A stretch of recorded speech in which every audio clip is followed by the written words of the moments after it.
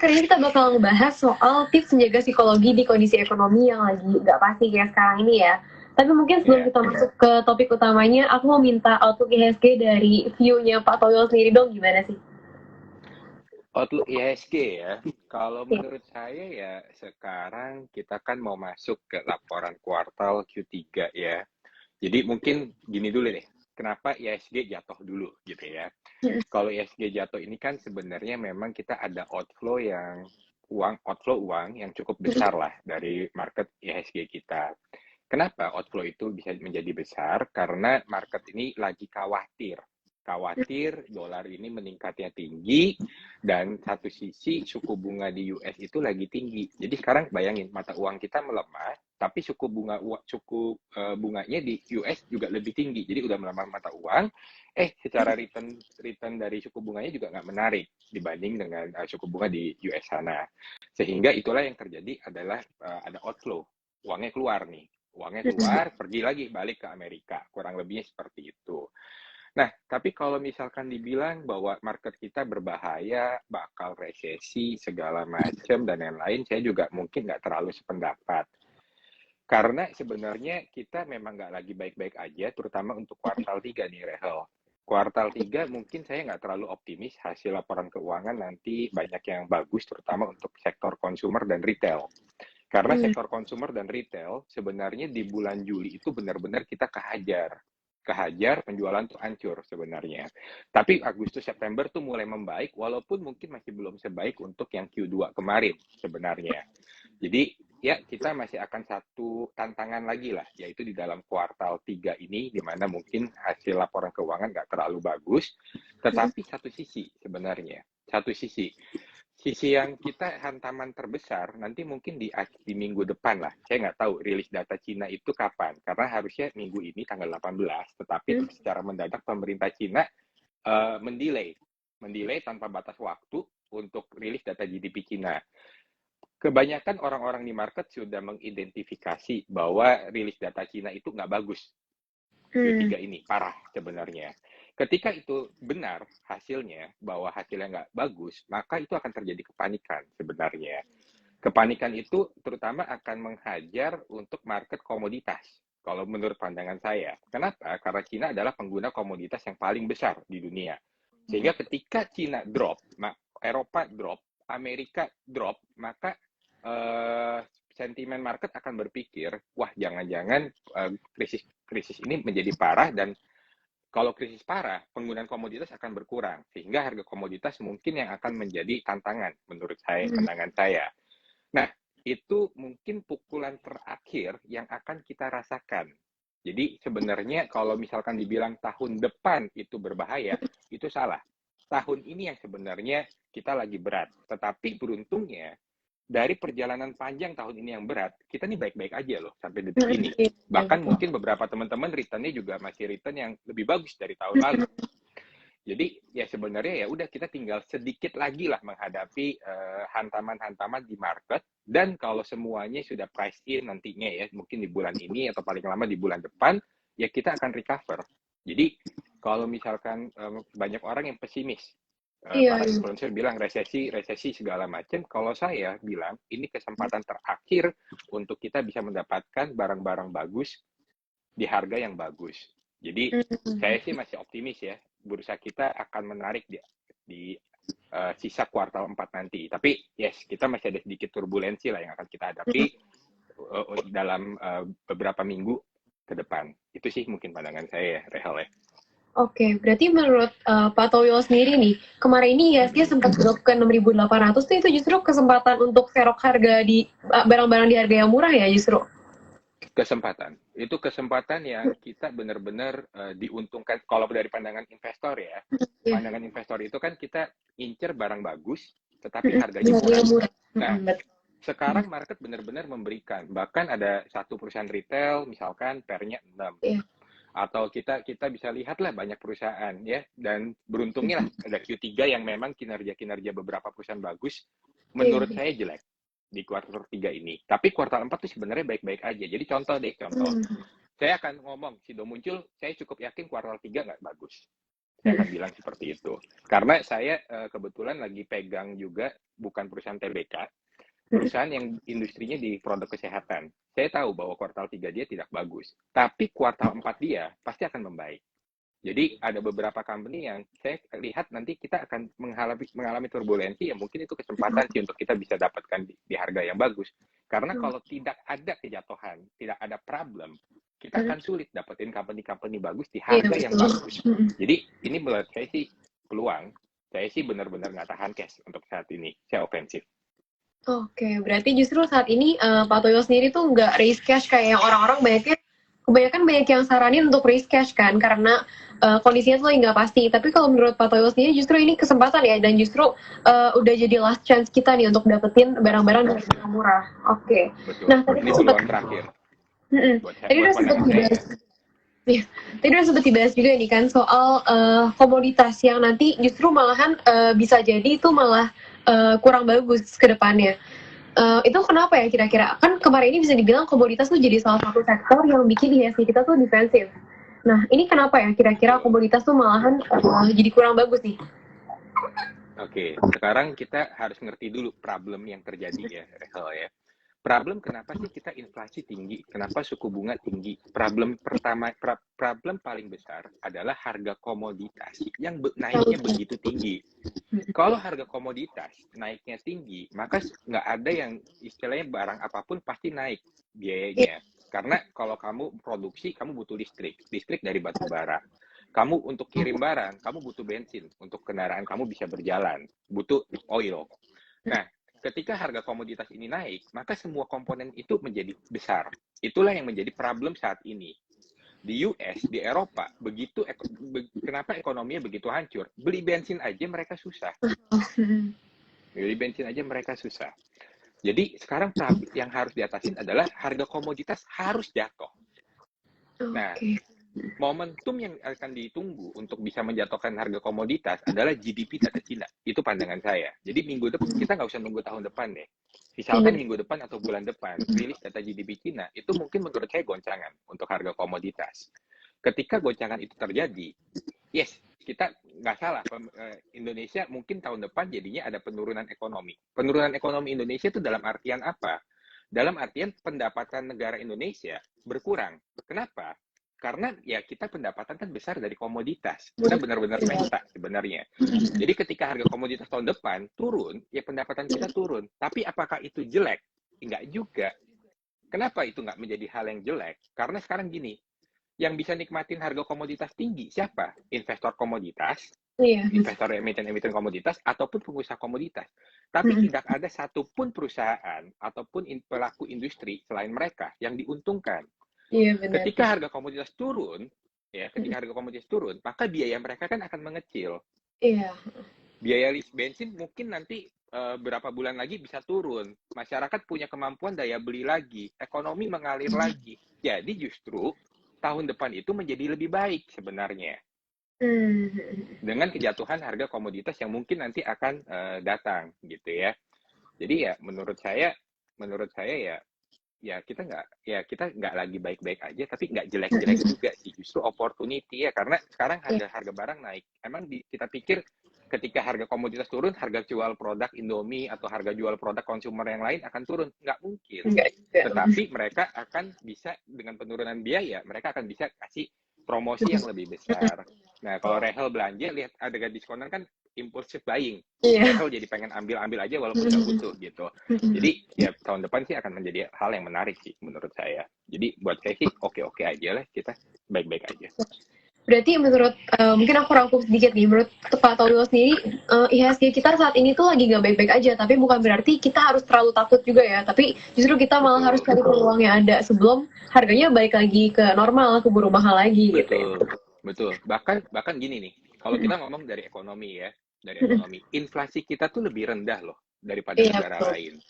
Pelemahan mata uang rupiah kita lebih rendah sebenarnya daripada negara lain. Neraca dagang kita masih positif terus sampai detik ini, udah hampir 2 tahun. Jadi, dan sekarang kalau kita ngomong krisis, resesi, bakal parah, segala macam, enggak juga. Bahkan distribusi untuk kredit bank, untuk kredit perdagangan itu lebih tinggi di kuartal 3 ini. Makanya kalau Rehel lihat hari ini kenapa IHSG naiknya lumayan karena kan BCA. BCA itu baru rilis laporan keuangan kuartal 3 dan hasilnya mengagetkan, hasilnya bagus gitu. Karena ya nggak sejelek yang dibilang para influencer lah menurut saya. Gitu. Oke, nah kalau gitu kita udah bahas soal IHSG nih. Sekarang kita bahas yang sedikit lebih kecil nih, soal IDX Tekno dan juga perusahaan teknologi. Sebenarnya kan kalau bisa kita bilang perusahaan teknologi, kalau misalkan ekonominya membaik ya mungkin bisa membaik juga ya. Mungkin kayak tahun kemarin sama tahun ini ya emang belum waktunya teknologi ya. Tapi kira-kira gimana nih outlook buat ke IDX Tekno? Justru salah. Perusahaan teknologi akan berjalan bagus kalau justru misalkan ekonominya lagi nggak bagus. Nah, kebalik malahan. Kebalik. Gini, kenapa di tahun 2020 perusahaan-perusahaan teknologi itu sangat dicari orang? Karena suku bunganya saat tahun 2020 begitu rendah. Suku bunga Bank US 0,25% saat itu. Indonesia itu mungkin sekitar 1,25%. Jadi itu yang kita istilahnya adalah cheap fund. Suku bunganya rendah, modalnya rendah. Karena modalnya rendah, maka ya orang jadi berani untuk berpikir nih, aduh saya invest kemana nih? Kalau saya taruh deposito, sayang, obligasi rendah, deposito rendah. Maka saya mencari instrumen investasi yang lain. Makanya ketika 2020 tuh banyak investment yang aneh-aneh, kayak jam deh, Rolex, dari 160 juta, second jadi 400 juta. Dalam waktu yang cepat. Atau mungkin tas mewah, kalau Rehel suka, mungkin harganya juga meningkatnya pesat. Atau NFT. Karena orang nggak tahu uang saya tuh harus taruh di mana. Nah, salah satunya para Ventura ini juga nggak tahu uangnya mau kemanain. Makanya investlah di startup dan pada berlomba untuk invest di startup. Itulah kenapa harga perusahaan startup pada naik. Nah, ketika suku bunga tinggi, sekarang orang daripada taruh yang beresiko seperti itu, mending taruh di obligasi, taruh di deposito. Itu kenapa sekarang justru startup malah sulit karena para Ventura berpikir, aduh kalau kamu nggak bisa ngasih saya untung, saya susah dapat pendanaan karena saya harus rebutan dengan yang investment yang aman. Saya taruh di kamu nggak bisa cuan, orang juga takut. Nah, justru itu yang menjadi tantangan. Jadi kalau buat saya teknologi belum menarik ya berarti. Ya, belum. Oke. Nah, kalau gitu sekarang kita masuk ke topik utama ya, soal gimana sih cara kita juga psikologi. Nah, di kondisi market yang kayak gini, dan tadi udah sering juga dibahas, banyak banget influencer yang bilang kalau tahun 2023 itu bakalan resesi lah, bakal krisis, bakal crash ekonominya. Nah, itu gimana sih kita nih sebagai investor, itu tuh bisa menjaga psikologi kita? Kayak pasti kan ya lumayan kegocek juga ya, kayak liatin mungkin sahamnya merah semua, banyak yang loss. Apalagi kalau misalkan ada orang yang tiba-tiba pamer cuan atau apa, pastinya kayak kerasa FOMO dan ada usaha juga itu menjaga psikologinya. Kira-kira ada tips gak sih gimana cara untuk menjaga psikologi? Sebenarnya sih gini, ketika kita berinvestasi ya, Rehel ya, maka salah satu syarat yang paling penting adalah kita harus tahu apa yang kita beli. Kita harus tahu kenapa sih kamu beli saham itu, ya. Jadi contoh deh. Contohnya misalkan saya mungkin beberapa orang yang suka baca tulisan saya ada tahu bahwa saya udah exit dari call. Karena pandangan saya bahwa call masih bisa naik, tetapi upside-nya udah nggak menarik. Sedangkan banyak pilihan yang upside-nya menarik. Tetapi ada satu emiten call yang masih ada di dalam portofolio saya. Loh, kok jadi nggak selaras? Katanya pesimis. Nggak bisa upside lebih tinggi. Kenapa masih ada emiten call yang justru dulu orang nggak tahu bahwa saya ada, dan karena memang belum lama ini baru saya ada di dalam porto, dan justru malah baru akum gitu ya. Nah, kenapa? Karena story-nya bukan ke call lagi. Story-nya adalah perusahaan ini ada corporate action, nantinya ada potential corporate action, di mana akan diakuisisi. Dan kalau itu terjadi, maka untuk dia bisa sekedar naik 100%, itu bukan hal yang susah untuk dia gitu ya. Nah, jadi ketika harga jatuh, ya saya nggak masalah karena saya tahu walaupun nanti harga komoditas jatuh, harga ini jatuh, ya saya masih bisa mengharapkan untuk corporate action ini yang akan terjadi, dan yang saya tahu tanda-tandanya semakin dekat. Nah, sekarang kembali yang kedua. Kalau misalkan perusahaan yang saya suka adalah perusahaan yang growth gitu ya, yang bisa bertumbuh. Kalau dia penjualannya pas lagi kondisi susah kayak sekarang aja penjualan sama labanya bisa bertumbuh, ya terus kenapa takut? Kalau market memberikan kesempatan harganya di diskon kayak sekarang, ya justru kenapa kita Bagus. takut? Ambil Iya. lah. Kalau barangnya bagus, harganya tambah murah, kenapa takut? Iya. Kenapa orang nggak bisa menjaga psikologi? Karena mereka sometimes kebanyakan membeli karena ikut-ikutan orang. Mereka tidak tahu apa yang mereka beli. Jadi ya pilih-pilihlah emiten yang kamu mau invest, pilih yang hanya kamu tahu story-nya, kamu pahamin. Nggak harus semua emiten yang naik kamu kejar. Iya, Ya benar. hanya berinvestasi pada emiten yang kamu yakin kenapa itu pasti naik gitu. Kurang lebihnya sih seperti itu ya. Kalau kamu punya conviction yang tinggi, mau noise kayak seperti apapun, kita tuh nggak peduli sih gitu. Iya. Yang penting kita tahu dulu ya apa yang mau kita beli, ya itu pasti Betul. mau kondisinya sejelek apapun, mau dikatain apa juga ya, karena kita percaya Iya, sama perusahaannya ya tenang-tenang aja ya, dan akhirnya bisa investasi yang iya, beneran jangka panjang. Nah, betul. tapi gimana sih caranya kita memilih saham sekarang ini nih, apalagi di kondisi sekarang ini? Mungkin kita agak takut-takut juga ya untuk masuk saham. Kebanyakan kita pengennya mungkin risk cash atau pindahin ke instrumen yang lebih aman gitu ya, risiko yang lebih rendah. Karena mungkin banyak juga nih yang nggak kuat lihat fluktuasi dari market kita saat ini. Nah, gimana cara kita milih saham supaya kita tuh nggak terpengaruh sama fear dan greed yang banyak banget nih di sekitar kita yang beredar? Ya, seperti yang tadi. Intinya gini, rumus investasi itu gampang, Rachel. Dari zaman engkongnya Rachel, sampai nanti Rachel punya cucu, rumus investasi itu selalu sama. Kita beli perusahaan yang bagus, tapi belinya di harga yang bagus juga, alias murah atau harganya wajar. Habis itu yang ketiga, kasih waktu yang cukup untuk investasi kamu bisa memberikan return yang baik. Jadi kalau misalkan kita udah melakukan pengecekan, perusahaan ini memang kinerjanya bagus, manajemennya bagus, terus habis itu dikasih harganya murah, ya udah beli gitu. Bagus Nah, dong. yang jadi problem adalah habis beli, kok harganya turun? Jangan-jangan saya salah. Habis itu cut loss segala macam. Habis cut loss harganya naik. Nah, itu karena mereka tidak melaksanakan poin yang ketiga, memberikan waktu yang cukup. Ada hal yang unik, Rachel. Ada hal yang unik. Percaya nggak? Setiap kali kamu beli saham dalam jumlah yang besar, harganya turun, bukan harganya naik. Iya, percaya. Kenapa? Nah, kenapa? Karena dari sisi market, mereka tuh akan semacam ada justifikasi. Kamu beli besar, itu tuh kamu tukang oseng-oseng, cuma tukang copet, atau kamu invest. Beneran invest, iya. Kalau kamu tukang copet, paling gampang adalah kita tekan harganya sampai 4 hari ke depan, maka kamu harus cut loss kalau harganya nggak naik. Karena kamu pakai margin segala macam. Tapi kalau misalkan kamu investor, habis itu ditekan kamu ambil, ditekan kamu ambil, ditekan kamu makan terus, yang nekennya juga takut kehilangan barang. Maka ya udah gitu, nggak usah peduli dengan penurunan harga sesaat, selama kamu tahu apa yang kamu beli. Jadi kalau misalkan dikasih diskon, ditekan terus, makan aja terus. Itu. Kayak dikasih barang diskon, kamu yakin bagus, betul. Iya, dikasih barang diskon masa nggak diambil ya? Iya. Takut ya belanja.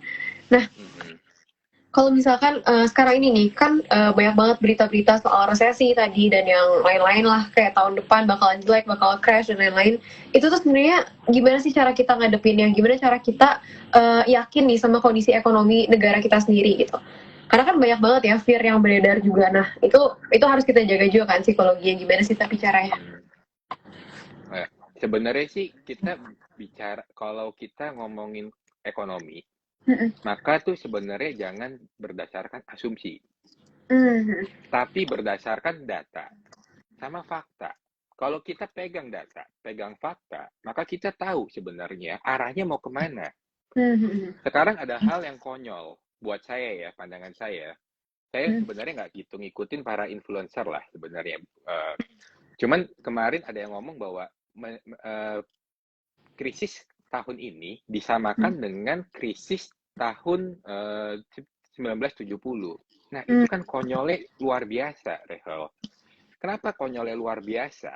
Ya, sekarang saya kasih tahu kamu perbedaannya.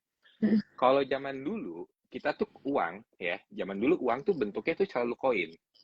Iya, jadi kalau uang koin itu misalkan $1, itu dibuat oleh oleh sebuah logam yang nilainya juga setara $1. $1. Ya, benar. Betul. Nah, akhirnya di tahun 1900 itu mulai jadi mata uang kertas pertama. Iya. Nah, kalau kertas itu kan produksinya lebih murah. Nggak pakai logam lagi sebenarnya, cuma kertas di print kasih tinta.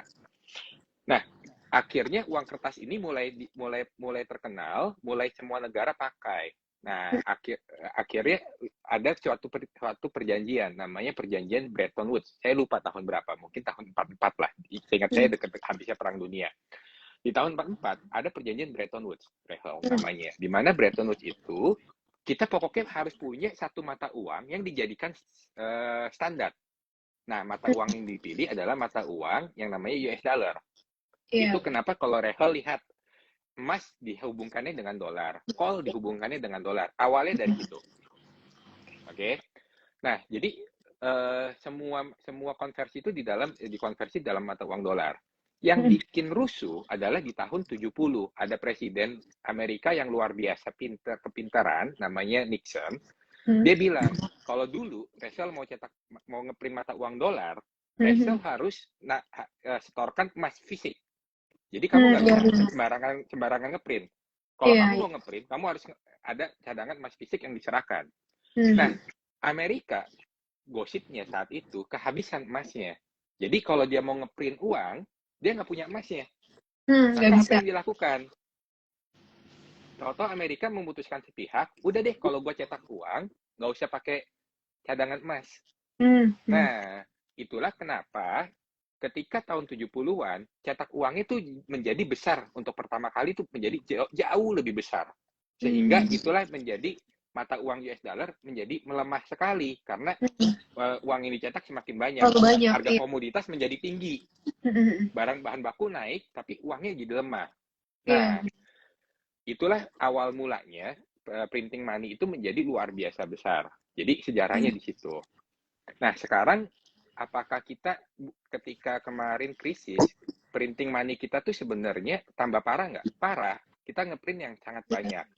Cuma sekarang itu kita tuh sudah terbiasa dengan masalah itu, Rehel. Jadi ibaratnya nih, saya sekarang kan nggak terlalu gendut, Rehel. Berat saya misalkan 75. Nah, suatu ketika, misalkan setelah 6 bulan lagi, saya lagi stres, makan terus, berat saya jadi 130. Rehel live sama saya lagi. Kaget dong lihat saya. Iya, beda. Kok jadi gendut, kok jadi besar gitu ya, jadi cabi. Nah, tapi habis itu kita live segala macam. Rehel mungkin khawatir, waduh jangan Pak Thomas nanti obesitas, liver, segala macam. 1 tahun ke depan, saya stres lagi. Saya makan lagi yang banyak. Berat saya naik dari 125 ke 150. Tapi saya tambah gendut, saya tambah cabi. Tapi Rehel nggak akan khawatir seperti yang sebelumnya. Karena udah terbiasa gitu. Nah, kita tuh lagi seperti itu sebenarnya. Jadi sistem ekonomi dunia itu tuh udah kalau bahasa saya ya, udah nggak bisa diperbaikin lah. Kita akan ngeprint money, kita akan selalu printing money. Itu udah pasti. Jadi siklusnya akan selalu terjadi. Resesi gitu ya, inflasinya tinggi, habis itu kita printing money dan memberikan stimulus, ekonominya membaik, nanti berapa tahun lagi ini terjadi. Makanya kenapa ada siklus 5 tahunan, siklus 10 tahunan, sejarahnya itu kurang lebih seperti ini. Jadi agak konyol lah kalau kita menyamakan krisis sekarang seperti 70. Saya sih nggak setuju. Itu. Nah, sehingga kalau kamu tahu hal-hal kayak gini, maka kamu akan tahu sebenarnya ke depan tuh ekonomi baik-baik aja. Ya kita memang lagi ada penampilan sekarang. Iya. Tapi ya sebenarnya akan baik-baik aja kok. Saya percaya di tahun depan yang bilang itu ya? akan bilang oh enggak, kita baik-baik aja gitu. Berarti kan emang ini tuh sebenarnya siklusnya aja ya, lagi siklusnya lagi kayak gini gitu ya. Emang udah seharusnya terjadi. Dan bisa dibilang kayak Indonesia udah dihadapin sama, pertama dihantam sama COVID, terus ada perang dan lain-lain juga, ekonomi kita baik-baik aja gitu, nggak pernah sampai yang gimana banget gitu. Jadi ya untuk tahun depan bisa dibilang nggak usah terlalu khawatir gimana lah ya. Iya. Nah, bahkan sebelum akhir tahun dolar akan turun kok, percaya. Ya, nggak akan 12.400 ya terakhir. Oh ya enggak 12.000 enggak, tapi 15.000 lewat lah, kembali ke 14.000. Percaya saya. Oke. Berarti kita baik-baik aja. Saya intinya Tapi sekarang-sekarang ini gimana sih caranya kita tuh bisa manfaatin momentum? Apalagi mungkin banyak juga ya yang baru belajar tuh mungkin awal-awal COVID gitu kan, jadi belum terlalu lama di market dan belum terlalu biasa juga ngadepin masalah-masalah yang kayak gini. Itu ada tips ya sih? Gimana sih cara kita manfaatin momentum di kondisi yang kayak gini? Saat ini nih sebenarnya ya, Rachel ya. Jadi kalau saya bilang, percaya mungkin di tahun depan tuh banyak muncul influencer-influencer baru lah, karena mereka bisa mendapatkan profit yang bagus ketika karena beli di saat ini.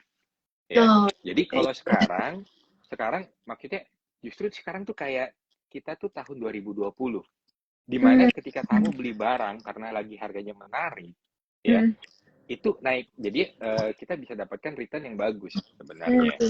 Nah, ya kalau sekarang carinya perusahaan yang bagus, jangan perusahaan yang aneh-aneh gitu. Itu mungkin tips yang pertama ya, karena kalau kamu beli perusahaan yang aneh-aneh, ya kamu kan lagi berspekulasi. Kalau perusahaan aneh-aneh kan kamu nggak bisa mengharapkan kinerjanya. Terus yang kedua, mungkin tahu juga lah ya, karena sekarang kan primadonanya perusahaan-perusahaan cyclical, kapal, batu bara gitu ya. Ya teman-teman butuh paham juga bahwa namanya harga komoditas, harga jasa yang cyclical seperti itu nggak bisa selalu tinggi. Harga yang naik terlalu tinggi pasti akan ada revisi juga gitu ya. Dan ketika itu terjadi revisi ya koreksi, yaitu ya akan kinerjanya menurun dan akan berimpact kepada harga sahamnya juga sebenarnya. Jadi mungkin kalau sekarang, kalau pandangan saya ya, jangan terlalu overweight untuk ke perusahaan cyclical. Kita banyak perusahaan-perusahaan yang bagus, yang growth segala macam gitu ya. Ya harganya lagi dijual dengan harga yang sangat menarik saat ini, ya kita bisa ambil sih itu. Banyak pilihan. Kira-kira sektor apa sih yang menarik itu? Karena cyclical kan kurang menarik ya. Apalagi padahal biasa di akhir tahun kebanyakan orang ngambilin saham cyclical kan, karena mengharapkan ada yang window dressing, dan biasanya sampai Januari itu masih naik gitu. Jadi sebenarnya sektor apa sih yang bagus sekarang tuh? Kita Q3 ya. Q3 consumer sama retail harusnya kehajar, Rachel, ketika laporan keuangan ini keluar. Jadi kalau menurut saya, kalau itu kehajar, padahal Q4 tuh mereka akan membaik sebenarnya. Ya itu bisa kita incer. Itu yang pertama. Yang kedua, itu kita baru hari ini, Bank Indonesia kan ada rapat ya. Terus dia bilang mereka akan memperpanjang stimulus pajak untuk otomotif sama properti. Nah, kita lihat lah ya, kalau properti sebenarnya mungkin saya nggak terlalu optimis sejujurnya, Rehel. Tapi kalau untuk otomotif mungkin juga salah satu hal yang mungkin bisa dilihat ya, karena otomotif memang kita lihat di penjualan Q3 pun kelihatannya seingat saya datanya bagus, harusnya nanti yang keluar gitu. Kalau properti mungkin saya untuk landed house, jadi landed house itu kayak rumah tapak, rumah gitu ya, atau apartemen, mungkin saya masih belum berani karena demand-nya masih belum ada. Tetapi kalau kayak kawasan industri, itu juga menarik sebenarnya. Kenapa? Karena pemodal asing tuh lagi pada masuk sebenarnya di Indonesia. Kalau pemodal asing masuk, kawasan industri itu menjadi salah satu yang sebenarnya dibutuhkan. Karena kan mereka butuh buka pabrik, butuh buka gudang, segala macam. Tapi ya itu sih sektor-sektor yang menurut saya menarik ya, consumer, retail, otomotif, ya kalau properti mungkin untuk kawasan industri lah ya, itu yang menarik. Dan banyaklah pilihan-pilihan yang menarik ya. Kalau mau main cyclical mungkin dibanding batu bara saya lebih berani untuk oil, untuk yang oil. Karena oil itu nggak bisa jatuh terlalu dalam seperti nanti batu bara. Oil itu perusahaan-perusahaan baru mulai ekspansi besar, ada hutang ketika harga oilnya 80 US dollar. Jadi oil itu akan sulit sebenarnya untuk beberapa tahun ke depan di bawah 80 US dollar. Jadi oil sih masih oke. Tapi kalau yang lain harus hati-hati. Ya. Untuk ke depan ya, kalau sampai nanti laporan Q3 pasti bagus. Iya. Untuk setelah Q3 ya berarti. Nah, Q4 mungkin turun dikit. Iya.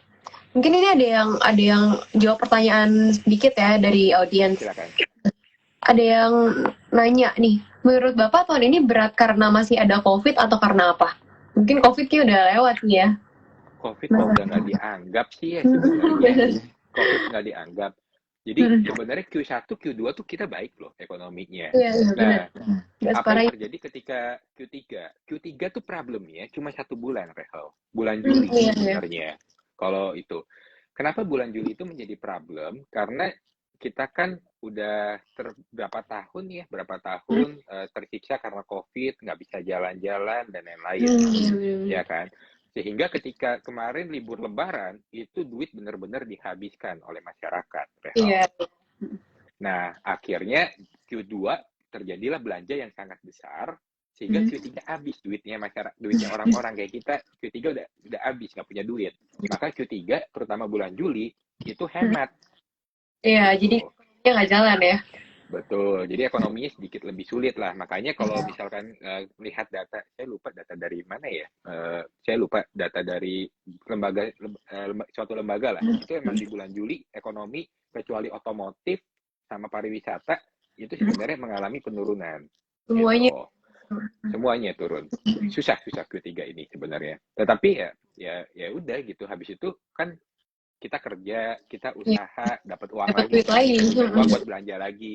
Makanya Agustus tuh sebenarnya membaik sedikit, September lebih baik lagi. Ya mungkin kita lihatlah nanti Oktober akan lebih baik lagi. Jadi ya kuartal 3 ini gunakan momentumnya sebaik-baiknya lah gitu. Kita Jangan benar-benar jalan. kesempatan yang bagus. Oke. Nah, mungkin sebagai closing statement nih, Pak. Boleh nggak kasih sedikit gitu kayak buat teman-teman ingetin sekali lagi, kita harus ngapain sih di kondisi kayak gini? Mungkin di-remind lagi, di recap kayak setelah panjang lebar nih hari ini. Oke, ya menurut saya kita banyak sekali tebaran fear gitu ya bahwa resesi terjadi dan lain-lain segala macam ya. Ya memang benar kita nggak lagi baik-baik aja gitu ya, ekonomi kita agak slow down, tapi kita nggak buruk-buruk amat. Semua Iya. data fundamental di Indonesia, maksudnya secara negara itu baik-baik aja kok. Saluran kredit untuk kredit usaha itu meningkat. Pendapatan untuk neraca dagang kita masih positif. Inflasi kita masih lebih ringan daripada negara lain. Pertumbuhan ekonomi kita masih lebih baik dari negara lain gitu. Jadi ekonomi kita nggak seburuk atau nggak semengerikan yang dibilang para influencer itu. Jadi kalau menurut saya jangan terlalu takut, dan kalau misalkan ada nanti ketemu gitu ya dengan emiten-emiten yang kualitasnya bagus, terus karena Q3 hasilnya memang kita harus bersiap-siap ya, Q3 sih hasilnya mungkin nggak terlalu menarik, dan kita diberikan kesempatan untuk ambil di harga yang bagus, kenapa nggak ambil gitu. Karena kalau kita mau semuanya ngambilnya pas lagi kondisi bagus, nggak akan dapat harga murah. Iya, malah beli yang Harga pas murah ya. hanya bisa kalau harga murah hanya bisa terjadi kalau ada masalah. Nah, Iya, kita cari yang masalahnya temporer aja gitu. Jangan cari yang masalahnya permanen, company-nya emang nggak bagus. Nah, jadi itu nyangkut. cari masalah. Iya. Iya.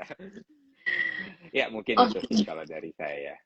Oke deh, thank you banget nih Pak, hari ini dapetin kayak insight baru nih dari sisi lain gitu ya, di tengah semuanya tuh pada optimis gitu, ini akhirnya dapet yang positif, dapet yang optimis gitu. Oke, thank you so much ya Pak udah mau sharing-sharing malam ini, dan sorry banget juga tadi di awal ada kendala, jadi lumayan ngaret nih kita.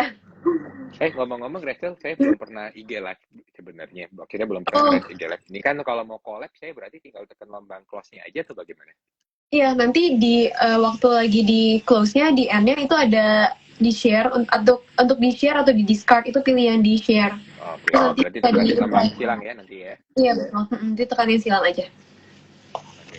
Oke, sekali lagi thank you ya Pak, thank you banget. Thank you ya.